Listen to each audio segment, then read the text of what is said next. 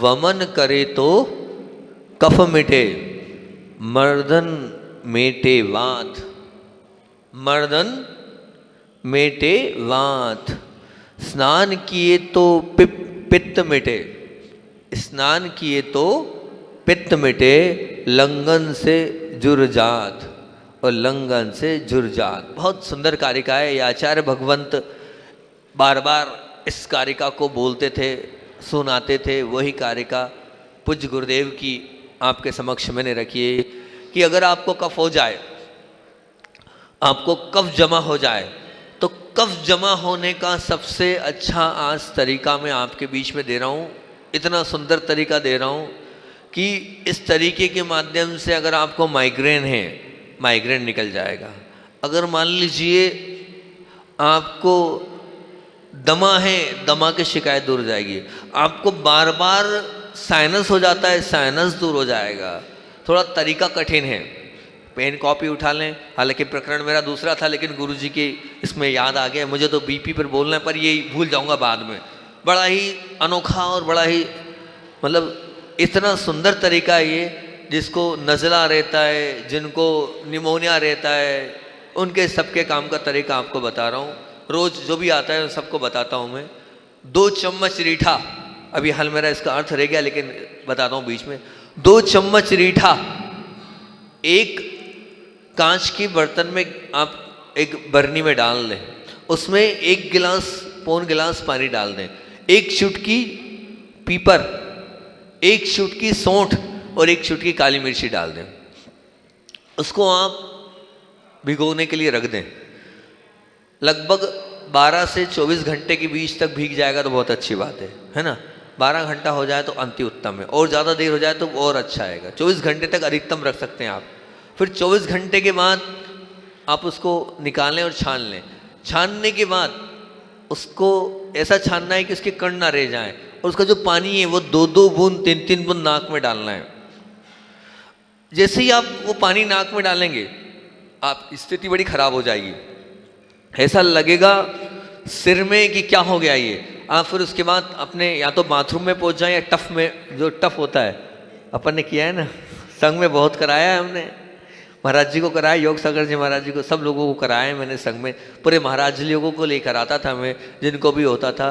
तो अब उसके बाद हम लोग टफ रख लेते थे, या जो स्थान है लघु शंका आदि वहाँ पहुँच जाते थे। फिर क्या होता है, 2 घंटे तक एक ही काम होगा, नाक से बाहर और उल्टी होना चालू, नाक से बाहर उल्टी होना चालू।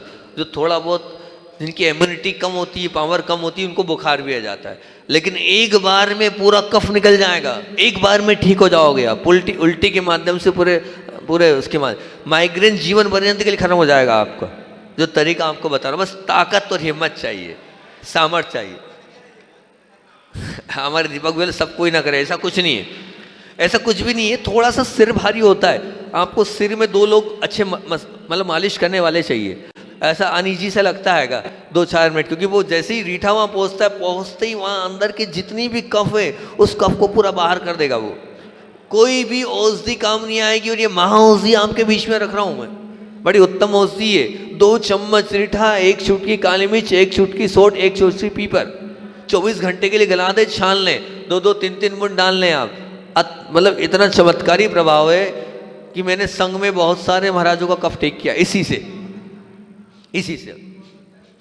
बहुत सारे पूज्य योग सागर जी महाराज जी को किया, निसर्ग सागर जी महाराज जी को किया, मैंने स्वयं ने किया, सौम्य सागर जी को प्रयोग किया, और भी अनेक महाराजों को इसका प्रयोग किया है। ये इन्हीं के माध्यम से हमने कराया है। ये दीपक भैया ही थे, इनके माध्यम से हम गलवाते थे उसमें और यहाँ कराते थे। भोपाल में भी हमने इसका बहुत प्रयोग कराया चातुर्मास के समय। अल्टीमेट चीज़ तो वमन करने से कब जाता है, एक तो ये चीज़ हो गई। दूसरी बात ये कि अगर वमन करना कफ है तो नस से देते हैं और सुंघाते हैं, और सुंघाने के बाद फिर कफ बाहर निकालते हैं।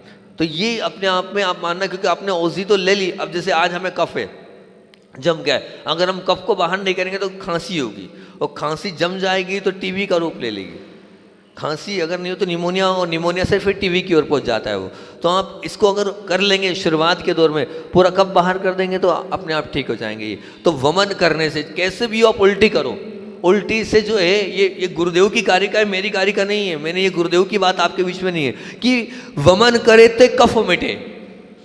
प्राचीन ग्रंथ की कहा ये कारिका आएगी कि आप वमन करोगे तो कफ आपका पूरा चला जाएगा, समाप्त हो जाएगा कफ आपका। और मर्दन मेटे वात, मर्दन मतलब जितनी मालिश करोगे आप जितनी मालिश करोगे आपको वात व्याधि होगी ही नहीं। आखिर घुटने दर्द के लिए मैंने क्या बोला है, 108 बार नमोकार मंत्र पढ़ना और करना है। मर्दन वही मालिश, मर्दन यानी वहाँ घीसना, तेल को लेकर घीसे आप। तो जितना आप घीसेंगे, जितना मर्दन करेंगे, आप मान के चलना वात विकृत दूर हो जाएगा, समस्त शरीर के दर्द दूर हो जाएंगे। पूरे शरीर की आप अगर मालिश कर लेंगे तो अति उत्तम। तेल, अब वो बहुत अच्छा प्रश्न है, बहुत बढ़िया, वेरी गुड। अब वो आपको अपनी प्रकृति देखना है कि मेरी प्रकृति कैसी है।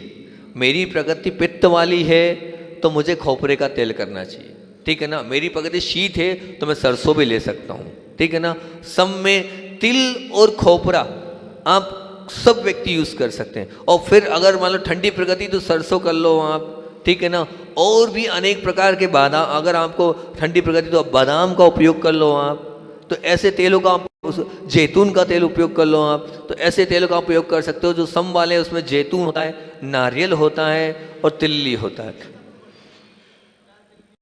तिल्ली का तेल सबसे अच्छा माना जाता है, तो तिल्ली भी आप यूज कर सकते हैं, दोनों लोग यूज कर सकते हैं। लेकिन ठंड में तो आप सरसों का भी कर सकते हैं और इसका भी कर सकते हैं। उसके अलावा मालिश के अलग अलग तेल और भी आते हैं, बहुत सारे तेल आते हैं। जब आप आयुर्वेद के उसमें जाएंगे तो अलग अलग बीमारी के हिसाब से अलग अलग तेल मिलेंगे। लेकिन मर्दन करने से वात बीमारी दूर होती है, ठीक है ना। तो आप मर्दन करें। फिर क्या, स्नान किए तो पित्त मिटे, स्नान किए तो पित्त मिटे। तो मैं आपको पहले इसके विषय में बताता हूँ। ये इतना सुंदर प्रयोग बता रहा हूँ मैं आपको, स्नान किए तो पित्त मिटे, मतलब चमत्कारी प्रभाव। जिनको पाइल्स है, जिनको पित्त बढ़ा हुआ है, या जिनको कब्ज है, या जिनको उल्टियाँ होती हैं, या जो उपवास करे हुए व्यक्ति हैं, कमजोरी महसूस कर रहे हैं, उनके लिए आपको बताता हूँ। ये जो लिखा ना, स्नान किए तो पित्त मिटे, ये आचार्य श्री जी के मुख से हमने ये उपचार किया, कराया, और हम स्वयं भी करते हैं। हम तो खुली बात बोल रहे हैं। जब अत्यधिक पित्त बढ़ जाता है, अब हम दवाई औषधि क्या लें, तो हम यही वाला प्रयोग करते हैं, करवाते हैं बहुत सा। आप तो कर सकते हो, हमें तो फिर भी बहुत विकल्प होता है। हम जब बहुत ज़्यादा उलझ जाते हैं तब इसका प्रयोग करते हैं, बाकी तो बहुत कम रियर ही करते हैं। इसमें क्या है कि कटी स्नान बोलते हैं इसको। क्या बोलते हैं? कटी स्नान। कटी स्नान का तात्पर्य होता है कि अपनी नाभि से लेकर थाई तक, घुटने के नीचे तक के हिस्से को आप 40 मिनट जितना सहन हो वैसे पानी में रख लो और सिर पर ठंडी पट्टी रख लो।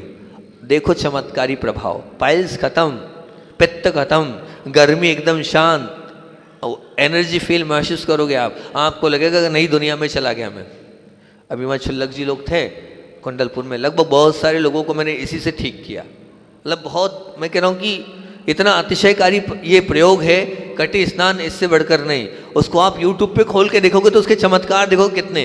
हर एक को एक कटी स्नान जब वो नहाने जाए कर लेना चाहिए 15-20 मिनट के लिए, तब सबके घर में होते हैं भाई, तब सबके यहाँ होते हैं। हमें तो विकल्प होता है भैया, हम महाव्रती हैं, ठीक है ना। लेकिन यहाँ वहाँ का उपचार करने के, यहाँ वहाँ की औषधि लेने की स्वयं से कर लेते हैं। तो आप लोगों को तो विकल्प ही नहीं है पानी का, हमको तो विकल्प होता है पानी का, इसलिए हम लोगों के तो बंधन है। आप कर सकते हैं उसको, आप करें, क्योंकि यहाँ ये कारिका ऐसी कारिका नहीं है। ये गुरुदेव जिस कारिका को सैकड़ों बार उच्चारित कर रहे थे वो आपके बीच में, स्नान किए तो पित्त मिटे। एक और प्रयोग गुरुदेव बहुत बार कराते थे संघ में। नहीं, पानी बॉडी को देखकर, ठंड में ठंडे से नहीं करना, गर्म से। मैंने कहा ना, बॉडी को अपना देख कर कितना आप सहन कर सकते हो उतना गर्म। भाई मैं कह रहा हूँ कि किडनी जिनकी फेल है वो 4 महीने लगातार कर लें, किडनी का सबसे उत्तम इलाज ही है कटी स्नान।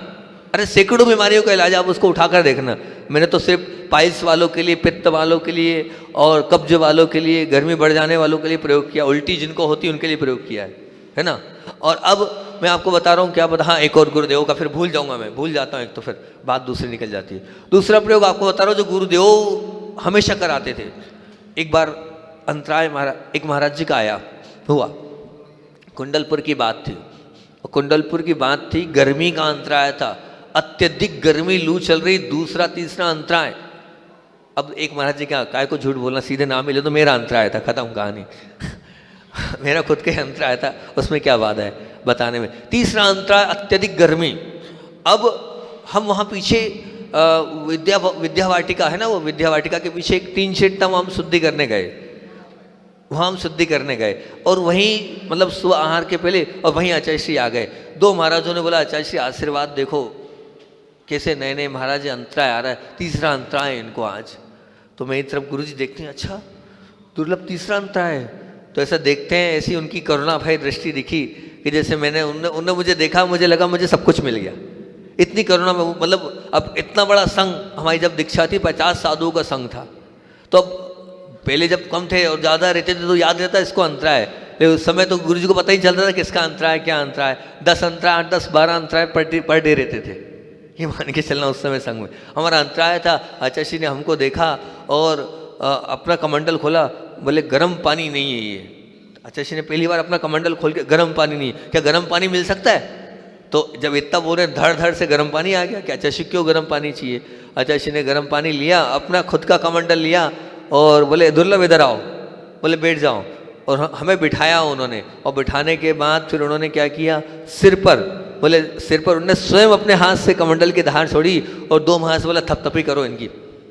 क्या करो? थपथपी करो इनकी। तो वास्तविकता में मैंने देखा कि मैं तरोताजा हो गया, उसके माध्यम से मैं तरोताजा हो गया। और मुझे ऐसा लगा कि सच में मेरी इच्छा ही नहीं हो रही थी भोजन करने की, इतना पित्त अंदर से बढ़ रहा था, पूरा पित्त शांत हो गया। वहाँ पर गुरुदेव अपने कमंडल से यहाँ पर पानी डाल रहे हैं और हम थप थप कर रहे हैं। मैंने कहा बहुत, ये तो अच्छा लगा। आचार्य श्री से मैंने बोला, मैंने कहा बहुत अच्छा लगा ये। फिर मैंने क्या किया, आचार्य श्री ने कहा वो तो ऐसे ही कराया था हमने प्रयोग, ऐसा थोड़ी होता है, सच्चा प्रयोग क्या होता है पता है? मैंने कहा आचार्य श्री कैसा होता है बताओ। तो उन्होंने कहा पहले लेटाओ वहाँ, और लेटाने के बाद जो है सिर को पीछे करो और यहाँ दो। हमने तो यहाँ डाली थी धारा, अब हम क्या करते, तुम्हें आहार पे निकलना था, हमें भी निकलना था, लेकिन ऐसा प्रयोग करते हैं। फिर मैंने इस चीज़ को सीख लिया, और सीखने के बाद आपको बताएं, अभी हम कुंडलपुर में जब दीक्षा हुई, सबके गर्मी में अंतराय थे, फिर सब महाराज जिनका अंतराय, जिनका उपवास, जिनको तकलीफ होती थी, हम जब गर्मी में गए थे, इसके पहले वाली गर्मी में, तो बस हमने एक कमरा ही बना रखा था इस चीज़ के लिए कि एक कमंडल पानी में आपका पित्त शांत कर देंगे। हर कमरे में महाराज जी को बुला के लाते थे, और बुलाने के बाद कमरे वहाँ पर उनको लेटा दिया, और लेटाने में उनका सिर नीचे किया, और यहाँ पर एक कमंडल पानी लगेगा, और यहाँ धारा डालते थे तेज गर्म पानी की। और एक महाराज जी जो है थप आता था, और दूसरे महाराज जी को उधर घी और वो कर देते, बिल्कुल रिलैक्स। आप मान के चलना, उनको जो पित्त या बढ़ रहा था, गर्मी बढ़ रही थी, भोजन लेने अरुचि हो रही थी, सब ठीक, सब अपने आप ठीक हो जाता है। इतना चमत्कारी प्रयोग है। जब गुरु जी ने ऐसी ऐसी चीज़ें सिखाई है और बताई है, और इसके माध्यम से मैंने बहुत से लोगों को ठीक किया। इसको शिरोधारा बोलते हैं। क्या बोलते हैं? शिरोधारा बोलते हैं इसको। तेज गर्म पानी को लगातार इस स्थान पर डालना, आप कमंडल से डालें कि, और आहार के पहले करना, आहार के पहले करना, इसको शिरोधारा बोलते हैं। अति उत्तम उपचार है, इससे अच्छा कोई उपचार मैंने नहीं पाया मेरे जीवन। मुझे भी जब परेशानी होती है तो मैं गर्म पानी थपथपा लेता हूँ, कुछ नहीं है तो थपथपी कर लो आप, और नहीं तो आप जब भी आहार करो तेज गर्म पानी से थपथपी कर लो आप, यूँ कर लो आप। तो और गर्मी के समय पित्त जब बढ़ रहा हो तब, अब आपको बड़ा आश्चर्य होगा, एक मतलब गर्मी को काटेगी। आप लोग ठंडा पानी डालते हो, अच्छा से कह रहे नहीं ठंडा पानी नहीं डालना है, जितना तेज सह सकते हो उतना तेज डालना है, जितना तेज डालोगे उतना पित्त शांत होगा। ये मतलब वहाँ पर है, और वास्तविकता में इसका अनुभव किया मैंने। तो सैकड़ों महाराजों को कराया है, बहुत सारे ब्रह्मचारियों को कराया है, बहुत सारे लोगों को कराता रहता हूँ मैं प्रयोग। तो इस शिरोधारा और कटी स्नान की तो पित्त मिटे, तो उससे पित्त मिट जाता है। और लंघन से जुरजात, जुरजात मतलब क्या होता है? बुखार। बहुत बढ़िया। तो जुरजात मतलब आप अगर उपवास करेंगे तो आपका बुखार चला जाएगा। पूज्य अभिनव आचार्य भगवंत समय सागर जी महाराज जी को हमने संग में देखा हैगा कि जब भी उनको बुखार आता था तो वो क्या करते थे? उपवास करते थे, उपवास करते थे वो, और उपवास के माध्यम से वो अपनी चिकित्सा कर लेते थे। उपवास उनकी सबसे मतलब जरा कुछ हुआ नहीं, उपवास करते थे वो। तो आप ध्यान रखना, लंघन से जुरजात, जुर्जात मतलब बुखार चला जाता है। जब भी आपको बुखार आए आप उपवास करो, उपवास उसकी चिकित्सा है बुखार की। वैसे भी खाते तो बनता नहीं हैगा, भूख लगती नहीं हैगी, आप उपवास कर लो अपने आप। अब लोग डरते हैं कमजोरी आ जाएगी, स्थिति खराब हो जाएगी, ये हो जाएगा वो हो जाएगा। नहीं, बिल्कुल नहीं। अरे जितनी बार हमें बुखार नहीं आया ना, उससे हजारों बार तो पूज्य गुरुदेवों को आया है, और अभी अभिनव आचार्य भगवान समय सागर जी को आया है। उनने अपने जीवन में सब औषधियाँ प्रयोग कर ली, सब वेद आकर देख गए, सब कुछ कर लिया, उनका अनुभव है ना कि इसीलिए तो वो कहते हैं लंगन से जुर्जात। तो ये कारिका पूज्य गुरुदेव के मुख से मैंने सैकड़ों हजारों बार सुनी। रोज मंगलाचरण में नई नई कारिका आपको देता हूँ, इस कारिका को लिख लो आप। वात पित्त कफ से बढ़कर कोई चीज नहीं है। अगर रोग होता है तो वात से, पित्त से और कफ से, ठीक है ना। तो इस कारिका को फिर से बोल रहा हूँ, लिख लो अपने आप उसको कर लो, और इसको लिखने ही लो, साथ ही साथ में इस कारिका का उपयोग करो जो लिखा है। फिर से बता रहा हूँ, ध्यान से सुनना। वमन करे तो कफ मिटे, वमन करे तो कफ मिटे, मर्दन मेटे वात, मर्दन मेटे वात। स्नान किए तो पित्त मिटे, स्नान किए तो पित्त मिटे, लंगन से जुर्जात। और लंगन से जुर यानी बुखार चला जाता है। तो वात पित्त कफ और बुखार, इन चारों का उपाय आपके बीच में मैंने रख दिया। ये आज का मंगलाचरण था। अभी हाल आप लोगों से बात करनी थी मुझे, हाँ, लो बीपी पर, उसमें कुछ चीज़ें और रह गई है, उसको और मैं आपके बीच में रख देता हूँ कि मैंने आपको बता ही दिया था कि नमक से नमक घोलकर आपको क्या करना है कि हाँ पूरे शरीर पर लगाना, ये बोल दिया था, कल यहाँ तक आ गया था। एक और उपचार वेद जी का आपके बीच में रख रहा हूँ, ध्यान से सुनना। लो बीपी प्रकरण बदल गया, अब लो बीपी वाला प्रकरण चालू हो गया कि एक बड़े चम्मच में एक छोटा चम्मच घी, देखना मैं तरीका जो बता रहा हूँ वैसे काम करना। एक बड़ा चम्मच जिससे आप सब्जी बनाते हैं, बड़ा वाला है ना, जिसमें आप हम लोगों को जब उनोदर रहता ना हमारा, उस जिसमें आप हमें बड़ी चम्मच में ग्रास देते हैं, वो वाला समझ गए होंगे। जब हमारा उनोदर रहता है ना तो चम्मच इतनी बड़ी हो जाती है। मैं कहता हूँ और बड़ी नहीं मिली क्या आपको, वो बड़ी ले आते है ना, वो बड़ी वाली चम्मच। तो एक बड़े चम्मच में एक छोटा चम्मच घी डाल दो, बड़े चम्मच में एक छोटा चम्मच घी डाल दो, और बिना हिलाए गरम करें उससे। आप गरम हो गया, और गरम, लेकिन ध्यान रखना ये जो घी होना चाहिए ना, गाय का, देसी गाय का घी होना चाहिए। इस बात में मतलब कोई किंतु परंतु नहीं, ठीक। देसी गाय का घी बड़े चम्मच में एक छोटा चम्मच आपने डाला, और फिर उतना ही क्या करना है कि उसे मतलब उसे गर्म होने पर, फिर अब गर्म कर लिया, अब गर्म उतना ही एक चम्मच सौंठ को डाल दे। गर्म होने के बाद, गर्म हो गया पिघल जाएगा वो, अब गर्म होने के बाद एक चम्मच सौंठ डाल दे, बारीक वाला चूर्ण, है ना। और फिर हिलाना नहीं है, ध्यान रखना, गड़बड़ नहीं करना, नहीं तो आप हिला दो, बिल्कुल जैसा है वैसा उसमें डाल दो। फिर उसमें उतना ही एक चम्मच सूखे खोपरे का, नारियल का बूरा डाल दें। क्या डाल दें? पाउडर आता ना, सूखे नारियल का पाउडर, वो डाल दें और हिला।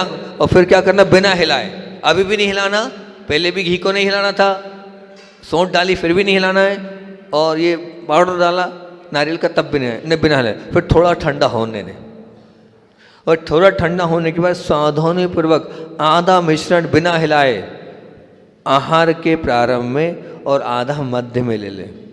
घटा हुआ बीपी सामान्य हो जाएगा, घटा हुआ बीपी सामान्य हो जाएगा।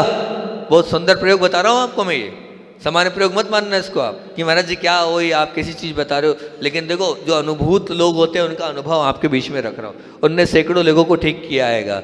फिर से इसमें प्रक्रिया ध्यान रखना। उन्होंने कहा हिलाना नहीं, अब मैं नहीं समझ पाया उन्होंने क्यों बोला ये। उन्होंने कहा एक बात ध्यान रखना, हिलाना बिल्कुल नहीं, बिना हिलाए काम करना है। तो बिना हिलाए बड़ा चम्मच लिया, उसको घी में गर्म किया, बिना हिलाए ढुलाए, सौंठ एक चम्मच डाली, फिर उसके बाद एक चम्मच फिर क्या किया, फिर उसके वो डालना हमने, फिर उसके बाद क्या, बिना हिलाए हमने क्या, थोड़ा ठंडा होने पर सावधानी पर फिर क्या करा, वो डाल दिया हमने बुरादा, फिर बिना हिलाए आधा शुरू में और आधा बीच में दे दिया। फिर आप बीपी नाप लें, आप देखे करके इसको प्रयोग को। जो बीपी लो वाले उनके लिए बता रहा हूँ। फिर उसके बाद एक और प्रयोग मिला था जो दोनों में लाभ करता है, हाई में भी और लो में भी। ये उन्होंने बताया था कि दालचीनी, क्या दालचीनी अपने आप में बहुत अच्छी औषधि होती है, और जटामासी, ये दोनों बड़ी महान औषधियाँ हैं, दालचीनी और जटामासी। इन तो यूँ तो दालचीनी बहुत गर्म है, लेकिन जटामासी के प्रयोग के साथ वो उसका गुण बदल जाता है। तो दालचीनी और जटामासी की दो दो रत्ती आप लो, मिश्रण करो, पानी के साथ ले लो। हाई भी होगा तो लो हो जाएगा, और लो भी होगा तो व्यवस्थित हो जाएगा, मतलब अपने आप में नॉर्मल हो जाएगा। ये आपको इसका प्रयोग करना है। उसके अलावा एक और मैं आपको चीज़ इसमें छूट गई थी कि बीपी, अगर आप मान लीजिए बीपी में क्या करना है, एक आपको ऊपरी इलाज बताता हूँ। असल में क्या है, ऊपरी इलाज इसलिए मेरे पास ज़्यादा है क्योंकि हमारे पास तो एक टाइम खाने वाला मामला है। अब हम तो, हमारे हाथ पैर तो रुक जाते हैं, आप लोग तो खट से गोली दवाई ले लेते हो, फिर हम क्या करें। दालचीनी और जटामासी, लोगों का बोला मैंने, जटामासी, ये औषधि आप पता कर लेना, मिल जाएगी। भाई जी के, आप भाई जी क्या पूछ जाना, भाई जी बता देंगे आपको, है ना। तो अब आपको, अच्छा भाई जी क्या किए, बहू है वो ठीक ठीक। हाँ, अब क्या बता रहे हैं, सुनो ध्यान से सुन लो। ये भी एक वैद्य जी के माध्यम से एक साधु महाराज जी के लिए ये प्रयोग मेरे पास आया था। आज भी वो पर्चा मेरे पास सलामत है, 10 साल हो गए, 10 साल पुराना पर्चा आपके बीच में खोल रहा हूँ मैं, कि स्वर्ण भस्म, अगर स्वर्ण भस्म ना मिले तो सिद्ध, क्योंकि स्वर्ण भस्म मिल नहीं पाती है, तो सिद्ध मकर ध्वज की 2 गोली, या तो स्वर्ण भल ले लो 1 रत्ती, अगर स्वर्ण भस्म नहीं मिले तो सिद्ध मकर ध्वज की 2 गोली ले लो। ठीक, बादाम ले लो 7-8, उसको पीस लो, बादाम को लो और पीस लो, और बादाम को पीसने और सिद्ध मकर ध्वज या स्वर्ण भस्म इसको लो, और फिर इसका लेप करो। आप इसका जो है वो आप लेप करो। इसके लेप करते ही आप जैसे ही आपने इसका लेप किया, लेप करते ही आपका बीपी व्यवस्थित हो जाएगा। और साथ साथ में श्री गोपाल तेल, किसी ने मुझसे पूछा मालिश क्या करना है, तो बीपी वालों ध्यान रखो, बीपी वालों को श्री गोपाल तेल आता है। ये वैद्य जी ने बताया था पूज्य गुरुदेव के लिए कि श्री गोपाल का तेल, मतलब उसमें 70 से 80 औषधियाँ रहती है, हर दुकान पर मिल जाता है, ये आयुर्वेदिक प्रयोग है। श्री गोपाल का तेल बीपी वाले बहुत अच्छे से प्रयोग करेंगे तो बहुत अच्छी बात है। उनका वो जो बीपी से संबंधित, मतलब बीपी की बीमारी, मालिश मर्दन, श्री गोपाल तेल को मर्दन करना है, खूब अच्छे से करना है, तेजी से करना है, जितनी ज़्यादा कर सकते हो उतना करना है। मालिश ही बताइए इसके लिए, तो वो अपने आप में मालिश से पूरे शरीर में हर एक स्थान पर आपको इसमें करना ही करना है, ठीक है ना। अब और इसके अलावा आपको बताएं कि ये जो लो ब्लड प्रेशर होता है उसमें आपको हल्का और सुपाच्य भोजन, जिनको बीपी की मतलब परेशानी लो वालों की, उनको हल्का भोजन करना चाहिए, उनको सुपाच्य भोजन करना चाहिए, पौष्टिक भोजन करना चाहिए। और हालांकि मैं इसका समर्थन नहीं करता हूँ, लेकिन बोलते हैं कि लो बीपी वालों के लिए सोयाबीन अच्छा होता है, पर आचार्य श्री जी इसके समर्थक नहीं थे। पर बाकी कहते हैं वैद्य लोग कि सोयाबीन के व्यंजन जिनके बीपी लो हैं वो लेना चाहिए। और कहते हैं कि दूध है, किशमिश है, बादाम है, मनुक्का है। भाई मनुक्का तो मैंने आपको बताइएगा, घी में सेंधा नमक सेक के लें आप, बहुत अच्छा रहता है। उसमें काजू है, पिस्ता है, छुआरा है, घी है, तिल की मात्रा है। अब तिल अच्छे से लें, जिनका बीपी लो है ना उनको तिल लेना चाहिए, क्योंकि तिल के अंदर एक तो खुद गर्म भी होता है, वो स्वयं तिल गर्म भी होता है, और तेल के अंदर इतनी ताकत होती है कि जो बीपी लो है वो ठीक हो जाएगा। उसके अलावा फलों में जो है ना, अंगूर, मीठे फल अधिक से ले लें, सेब का जूस लें, और सब्जियां तो आपको लेना ही चाहिए। लेकिन एक चीज़ और आपको इसमें बता देता हूँ, वो बड़ा काम आएगा बीपी लो वाले के लिए, एकदम सच्चा प्रयोग और सबसे अच्छा प्रयोग, मतलब इससे तुरंत होगा। दही का रायता, दही की कड़ी, बीपी लो वाले के लिए वो दही का रायता बना के खा लें, बीपी ठीक हो जाएगा उनका। क्योंकि सबसे गर्म होती दही का रायता और दही की कड़ी, आप मान के चलना, बहुत उसमें हल्दी डल जाती है, वो गर्म हो जाती है, उसकी तासीर बदल जाती है। दही का रायता कहो या दही की कड़ी कहो, ठीक। अरे बेसन वाली नहीं, आटे वाली भी तो बनती है भैया यार, काय को टेंशन ले रहे हो, हम बेसन थोड़ी खिलाएंगे तुमको। दही का रायता, दही की।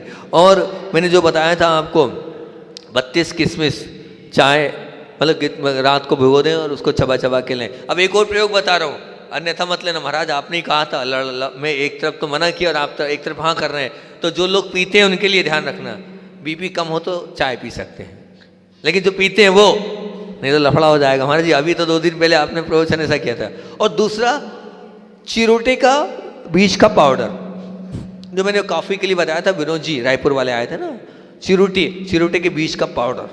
चिरोटा होता है, आप जाना मिल जाएगा आपको मार्केट में, जिससे कॉफ़ी बनती है। आप उसको ले, आप हमें भी चला सकते हैं गर्मी में, ठंड में आप चाहें तो आप हमें भी दे सकते हैं उसको। आप चिरोटे का पाउडर हम संघ में चलवाते थे बहुत सारे महाराजों, हम लेते नहीं है, लेकिन ध्यान रखना हमें दे सकते हो, मतलब साधु को दे सकते हो, नहीं तो कल लफड़ा ये होता है हमें दे सकते हो तो कल वो लेके आ जाते हैं लोग हमें। हमने कहाँ का लफड़ा ये, हमें का मतलब साधु परमेष्ठी के लिए सेवन करने योग्य है। आप ठंड में चिरोटा 4 चम्मच चिरोटे का दूध सब साधु को दो, उससे शरीर में गर्मी बढ़ती है, कफ समाप्त होता है, उससे जो अंदर की जितनी भी शिथिलता है वो समाप्त होती है, ऊर्जावान पावरफुल है वो। तो ये जो बीपी लो वाले हैं उनके लिए वो बहुत अच्छा है, तो उनको आप दें। बस मैं तो इतना कहता हूँ कि वो भारी और गरिष्ठ पदार्थ ना लें, है ना, क्योंकि भारी और गरिष्ठ पदार्थ नहीं मतलब पचा पाने के कारण तो उनका वो पाचन तंत्र खराब होएगी। और तले पदार्थ भी वो ना लें, ज़्यादा तले पदार्थ भी ना लें उनके लिए। और क्या नहीं लें, ठंडी वस्तु ना खाएं, उल्टा मामला है, ध्यान रखना। लो बीपी वालों के लिए शीतल पेय नहीं खाएं, मतलब कहना चाहिए कि जिसकी तासीर ठंडी हो वो नहीं लें। और जिनका बीपी लो, ध्यान रखना, वो लोग ड्रिंक ना करें, नहीं तो बीपी और लो होगा। जो लोग बीपी लो वाले हैं वो ड्रिंक करेंगे तो और मामला बिगड़ेगा। वो लोग तंबाकू ना खाएं। तंबाकू में एक ऐसा पदार्थ होता है, वो नाम भूल गया मैं, निकोटीन, और एक और चीज़ होती है, 2 चीज़ होती है, वो बीपी को लो करती है, वो बीपी को और लो करती है। मैं और देख के बता दूंगा अभी हाल उसमें कौन सा पदार्थ होता है, अच्छे से याद नहीं आ रहा है। वो पर्टिकुलर तंबाकू में पाया जाता है, उससे बीपी और लो होता है, तो वो बिल्कुल ना खाएं, ठीक है ना। और मैंने क्या कहा था, कल ही बताया, फिर बता रहा हूँ कि जिनका बीपी लो है वो बायां स्वर बिल्कुल ना चलाएं, लेफ्ट स्वर, चंद्र स्वर ना चलाएं, वो अधिकतर सूर्य स्वर के साथ ही रहें, चलें। सूर्य स्वर के साथ ही अपने आप का जीवन जिएंगे तो निश्चित मान के चलना उनके लिए बहुत अच्छा रहेगा, नहीं तो हैरान परेशान हो जाएंगे वो, ध्यान रखना। अरे ये तो अपने हाथ में है ना, स्वर चलाना तो सिखा दिया कल आपको मैंने कि अगर दाहिना चलाना तो बाईं करवट लेट जाओ और दायां चलाना तो बाईं करवट लेट जाओ, मामला खत्म। और सबसे अच्छा तरीका तो ये कि आप प्राणायाम आसन करो। कब आपकी, जैसे अभी मैं सूर्य चला रहा हूँ, सूर्य की आवश्यकता है मुझे, सूर्य चला रहा हूँ, तो ये कैसे कारण है, मेरे ध्यान से और मेरे प्राणायाम से। मैंने अपने नाक का कफ बाहर कर दिया, अगर कफ बाहर नहीं होगा तो स्वर नहीं चल पाएगा। तो आप इसको करेंगे तो निश्चित रूप से इन स्वरों, इस स्वर के माध्यम से आपके लिए अति उत्तम लाभ मिलता चला जाएगा। अब लाभ लेना आपके हाथ में, आप लोगे तभी ले पाएंगे।